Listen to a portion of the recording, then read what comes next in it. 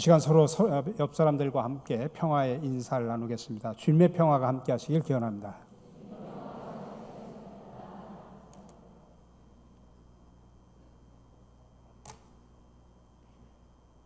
공지영 작가가 쓴 수도원 기행이라는 책 속에 이런 글이 있습니다. 무엇을 얻는 데에는 크게 두 방법이 있습니다. 구해서 얻는 것과 버림으로써 얻는 방법입니다. 구해서 얻는 것은 그 얻음이 아무리 커도 다음에 더 큰 목표가 생기기 때문에 만족이 없습니다. 그러나 버려서 얻는 것은 아무리 작아도 덤으로 얻는 기분이기 때문에 만족과 기쁨이 큽니다. 마음의 평안과 행복을 원하는 사람은 버려서 얻는 방법을 택합니다. 한문에 공이라는 단어가 있습니다. 비울 공자인데 공이라는 단어를 분석하면 구멍, 혈과 기술, 공이 합해진 말입니다.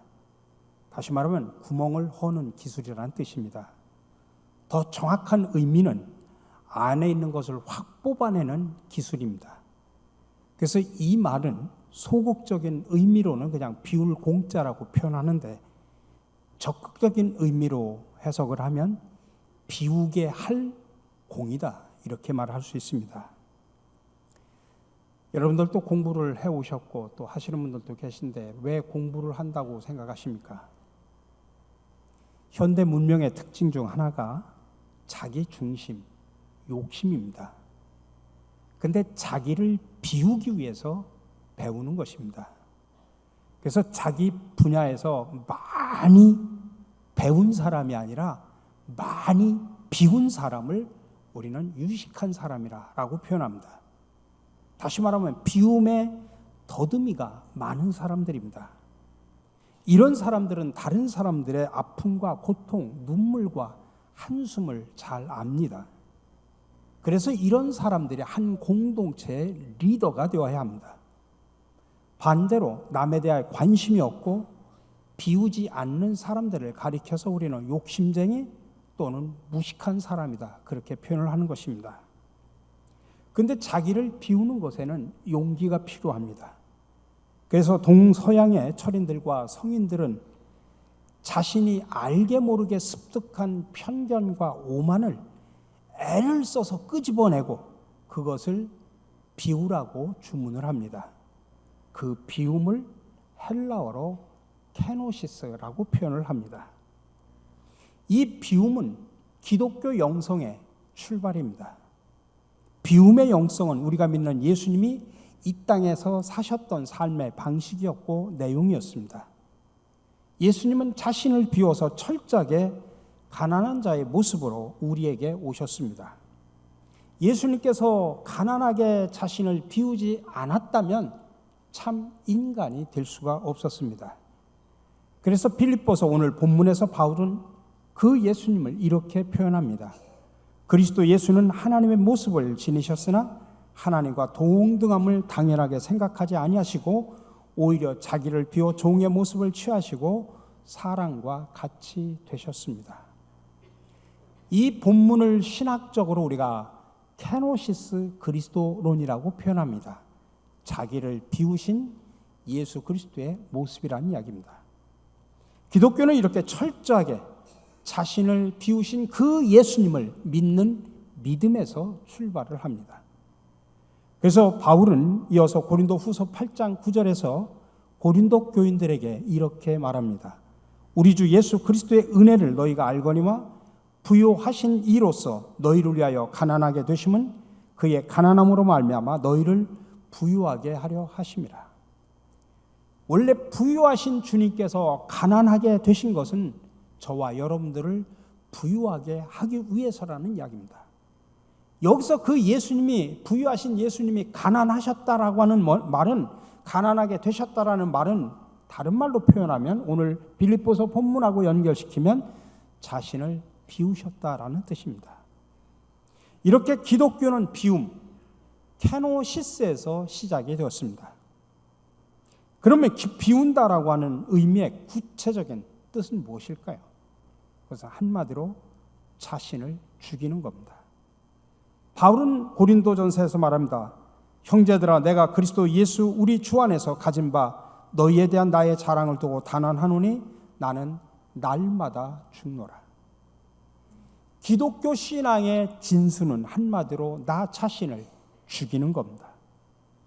사도 바울이 나는 날마다 죽노라고 말한 것처럼 자신을 죽이는 것이 바로 신앙의 본질입니다. 그것이 바로 케노시스의 삶입니다. 우리가 흔히 그렇게 표현하죠. 참, 저 권사님 참 믿음이 좋아. 저 집사님 참 믿음이 좋아. 뭘 보고 믿음이 좋다고 말씀하십니까? 열심히 교회 참석하고 열심히 봉사하고 그것도 믿음의 한 표징 중에 하나죠. 근데 본질적으로 말하면 믿음이 좋다라는 말의 본 의미는 저 사람은 날마다 죽는 사람이야. 저 사람은 정말 철저하게 비운 사람이야.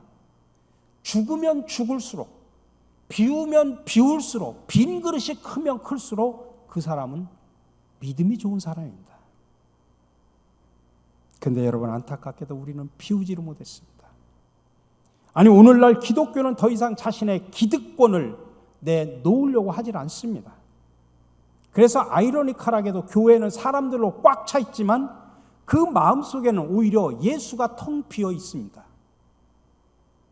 그러니 당연히 가진 것이 많은 교회, 가진 자들의 기독교가 대다수를 차지하고 있습니다. 그래서 가난한 교회는 있어도 가난해지려고 하는 교회는 갈수록 점점 희박해져 가고 있습니다. 많은 사람들이 비우지 않으니 목회자도 아들한테 세습을 하지 않습니까? 명예욕 때문에 추한 꼴 보이지 않습니까? 개인도 그렇습니다. 자신을 비우지 않으면 채워지는 것도 새롭게 변화되는 것도 없는데 자신의 것을 비우려고 하질 않습니다. 상과 마음을 나누지 못해서 자기 안에 계속 쌓아놓기만 합니다. 그리스도를 믿지만 그의 낮아지심, 그의 비우심은 보지를 않습니다. 아니, 아예 그분의 낮아지심과 비우심에는 애써 눈을 감으려 하고 오히려 그로부터 오는 능력과 축복과 영광만을 얻기를 간절히 바라는 게 오늘날 기독교인들의 모습, 아니 나의 모습은 아닙니까? 그러나 자신의 것을 비워 내놓지 않는 사람은 결국 교회 다니는 사람일지는 모르지만 예수의 사람, 예수님의 진정한 제자라고 말할 수는 없습니다. 나를 따라오라고 말씀하신 그 예수님의 뒤를 쫓아 나섰던 제자들의 모습 속에서 우리는 버리고 떠나는, 비우고 떠나는 비움의 영성을 보게 됩니다. 예수님의 제자들뿐만 아니라 저와 여러분들 또한 예수님을 믿고 그를 따르기로 한 후에 제자들처럼 그렇게 버리고 떠나면서 비움의 영성을 갖겠다고 출발한 사람이지 않습니까? 그게 우리의 정체성이지 않습니까? 근데 성경을 통해서 예수님을 묵상하고 그의 삶을 바라보면 비움의 삶이라고 하는 게 무엇인가 구체적으로 이야기하고 확실한데도 불구하고 그 삶으로부터 애써 눈을 돌리고 싶어 하고 있습니다. 비움의 영성을 향해서 출발한 우리의 신앙과 삶인데 오늘 이 시간 우리는 그 출발조차도 잊고 살아가고 있습니다. 왜 그렇게 됐을까요? 두 가지 이유가 있습니다. 하나는 아직도 예수님의 부르심의 뜻이 우리 삶에 올곧게 배어있지 못하기 때문입니다. 주님은 내 삶을 통해서 제자들과 마찬가지로 사람 낚는 일을 하기를 원하십니다. 근데 우리는 그 뜻을 깨닫지는 못합니다. 그래서 우리 눈에 보이는 것은 사람의 생명이 아니라 일이고 돈이고 업적입니다. 또 하나는 자신 속에 끊임없이 끓어오르는 수많은 갈망과 욕심을 제대로 보지 못하기 때문입니다. 욕심으로 가득 차 있는 나 자신을 내가 제대로 보지를 못하는 것입니다. 그 말은 다른 말로 표현하면 예수님을 계속해서 제대로 만나고 있지 못하다고 하는 증거입니다. 여러분, 제자들을 보십시오. 그들은 생업에 바빴지만은 자신의 재산과 가족까지도 버리고 떠날 수 있었던 것은 제대로 예수님을 만났기 때문입니다. 여러분, 우리가 정말 예수님을 제대로 만나면 굳이 여러분 비우십시오라고 이야기할 필요가 없습니다. 내가 비우려고 애쓸 필요가 없습니다. 왜 그러냐면 예수님의 뜻이 성령을 통해서 우리에게 강력하게 역사하셔서 우리를 비우게 하고 따라가게 하기 때문입니다. 그런데 안타깝게도 우리는 아직도 비우지 못하고 뭔가 채우려고만 하면서 살아가고 있습니다. 그런데 예수님은 비우셨습니다. 그분은 평생 가난하게 사셨습니다. 아버지가 일찍 돌아가셨기에 육신의 아버지 때문에 정말 가장으로서 힘든 일을 하셔야만 했습니다. 아마 이른 아침부터 해질 때까지 고된 노동을 하셨을 겁니다. 집에 돌아오자마자 정말 고난 몸을 누이면서 아마 골아 떨어지셨을 것입니다. 아니, 예수님은 얼마든지 누리며 사실 수도 있었지만 그렇게 살지 않으셨습니다. 우리와 똑같이 사셨습니다. 자신을 비우셨기 때문에 그렇게 할 수 있었습니다. 예수님은 모든 이름 위에 뛰어난 분이십니다. 그래서 모든 사람이 그분 발 앞에 무릎을 꿇고 경배를 해야 되고 경배를 받으셔야 할 분입니다. 근데 그분이 오히려 제자들의 발을 닦아주고 제자들 앞에 무릎을 꿇었습니다. 자신을 비우셨기 때문에 가능한 것입니다. 예수님은 자신을 비우신 분입니다. 그래서 예루살렘이 아닌 베들레헴에서 태어나셨고 대제사장의 가문이 아닌 이름 없는 저 여인 마리아를 통해서 태어나셨고 왕궁이 아니라 구유에서 나셨고 예루살렘이 아닌 나사렛에서 사셨습니다. 아니, 예수님은 철저하게 자기를 낮추고 비우셨기 때문에 마지막 죽음 앞에서도 내 뜻대로 하지 마옵시고 아버지의 뜻대로 하옵소서라고 기도할 수 있었습니다. 그리고 십자가에서 죽기까지 순종할 수 있었던 것도 자신을 비울 수 있었기 때문입니다. 이렇게 예수님은 이 땅에서 하나님의 아들로서 누릴 수 있는 모든 영광과 모든 특권을 가지고 있음에도 불구하고 다 포기하셨습니다. 예수님은 한마디로 말해서 완전히 자신을 비우신 분이십니다. 우리를 구원하기 위해서 자신을 비우시고 자신을 내려놓으셨습니다. 그렇게 함으로써 인류 구원의 사역을 완성하셨습니다. 또 하나 우리가 기억해야 되는 것은 나를 비우면 하나님은 높여주신다는 사실을 기억하시기 바랍니다. 빌립보 교회에 유오디아라는 여인과 순두계라는 여인이 있었습니다. 요즘 말로 하면 유권사와 순권사가 있었던 얘기예요. 근데 이 두 권사님은 교회에서 열심히 섬기고 봉사하고 헌신하고 열심히 기도하신 분이에요. 근데 둘은 잘 맞지를 않았습니다. 교회 일을 하면서 자기 자신은 열심히 봉사하고 헌신하고 기도했는데 둘이 합해서 일을 하는 데는 잘 맞지를 않는 거예요. 그래서 가끔 교회 식당에서 접시 깨지는 소리가 들린 겁니다.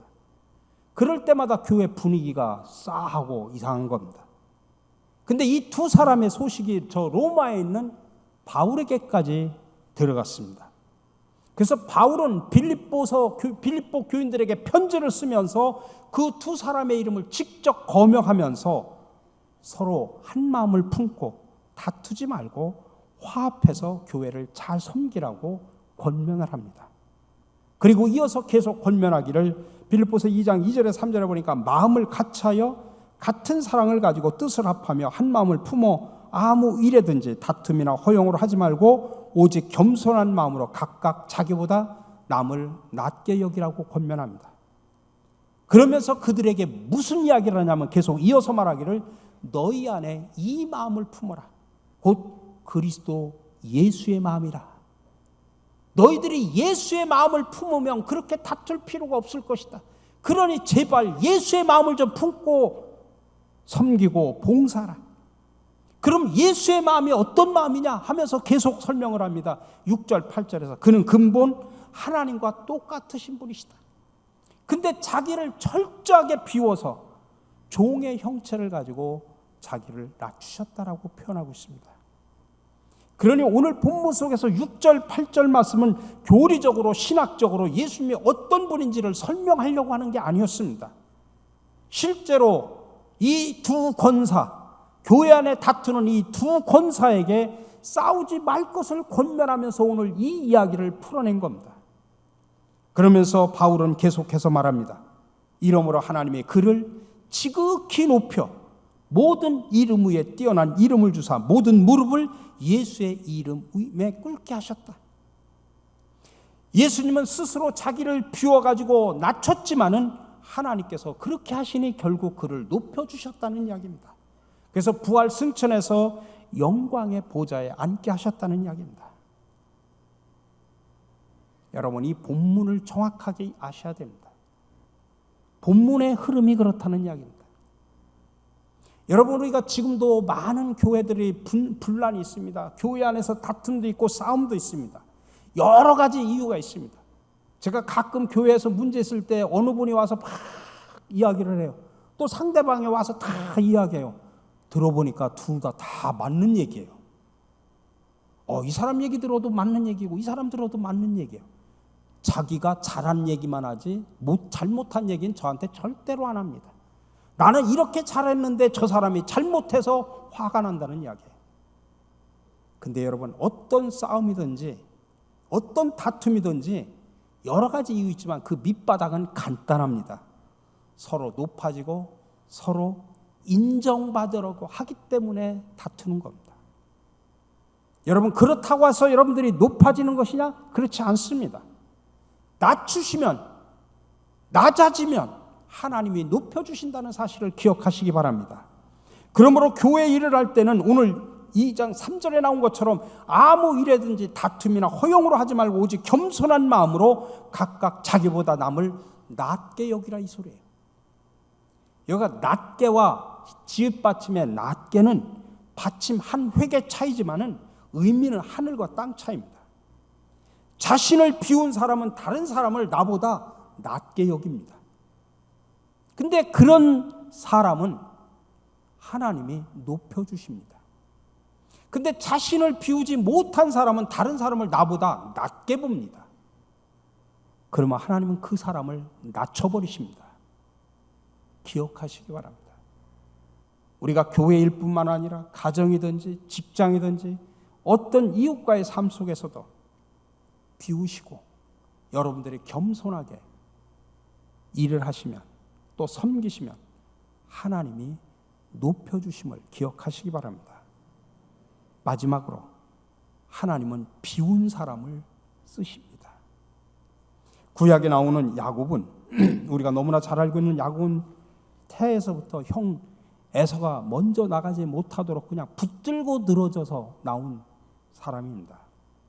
그래서 하나님이 그 이름을 움켜쥐다, 붙들다라고 하는 뜻의 야곱이라는 이름을 붙여주셨습니다. 그는 이름대로 정말 평생 동안 두 손 불끈 쥐고 악착같이 뭔가를 붙잡고 뭔가를 움켜쥐려고 그렇게 평생을 살았습니다.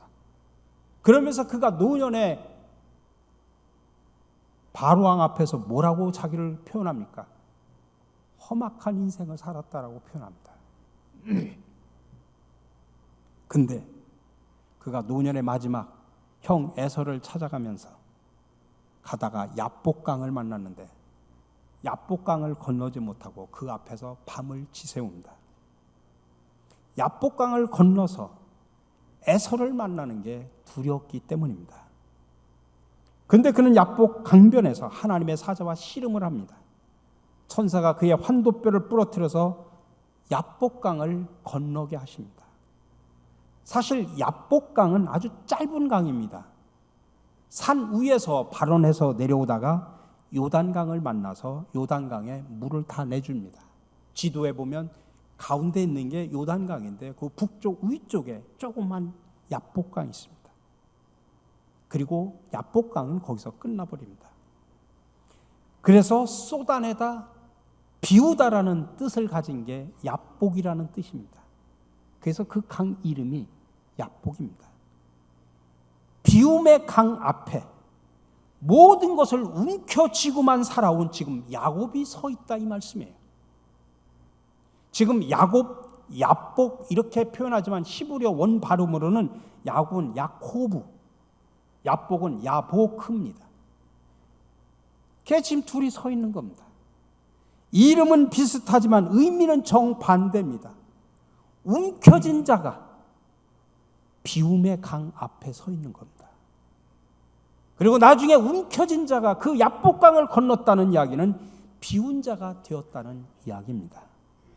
하나님은 야곱이 그 비움의 강을 건너기를 원하셨습니다.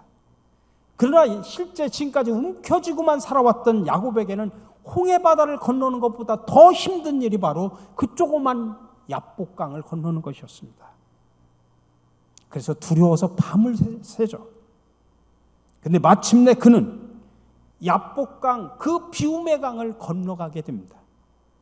그러자 하나님께서는 그 이름을 야곱에서, 움켜진 자에서 이스라엘로 바꿔주십니다. 이스라엘은 하나님과 함께 다스린다, 하나님이 존귀 여기는 자라는 뜻입니다. 아니, 자신을 모든 것을 다 내려놓고 비우니까 하나님과 함께 살아가는 존재, 하나님 앞에서 존귀한 자가 되었다는 사실을 기억하시기 바랍니다. 여러분, 하나님은 자신을 비운 자를 사용하십니다. 하나님은 아브라함을 영으로 만들어 놓은 다음에, 다 비우게 하신 다음에 그에게 아들을 주셔서 한 민족을 이루게 하십니다. 공주의 자녀였던 바로 모세, 왕궁에서 40년 생활할 때는 얼마나 고난이 막강했습니까? 그때는 하나님이 들어 사용하지 않습니다. 근데 저 광야로 쫓겨가가지고 그 광야에서 40년 동안 살면서 모든 것을 다 내려놓고 비운 다음에 하나님은 그를 출애굽의 리더로 부르셨습니다. 그러므로 하나님께 쓰임 받으려고 하면 먼저 여러분 자신을 비우시기 바랍니다. 노자는 이런 말을 했습니다. 항아리를 쓸모있게 하는 것은 도공이 빚은 흙이 아니라 항아리 안에 빈 공간이다. 오늘은 대림절 둘째 주일을 맞이하고 있습니다. 대림절기는 지난 주일 말씀드린 대로 구세주의 탄생을 기념하고 다시 오실 예수 그리스도의 재림을 기다리는 절기입니다. 예수님은 이 성탄절에 자신을 완전히 비우시고 우리에게 오셨습니다. 그렇게 하심으로 인류 구원의 사역을 완성하셨습니다. 아니, 하나님도 자신을 비우셨습니다. 우리를 위해서 말입니다. 이게 바로 성탄의 신비고 성탄의 정신입니다. 그러므로 저와 여러분들도 예수님처럼 이 대림절기에 자신을 비우고 낮은 자리에서 나보다 남을 낮게 여기고 예수님을 본받아 겸손하게 섬기는 삶을 살아가는 저와 여러분들이 되시기를 주님의 이름으로 간절히 축원합니다.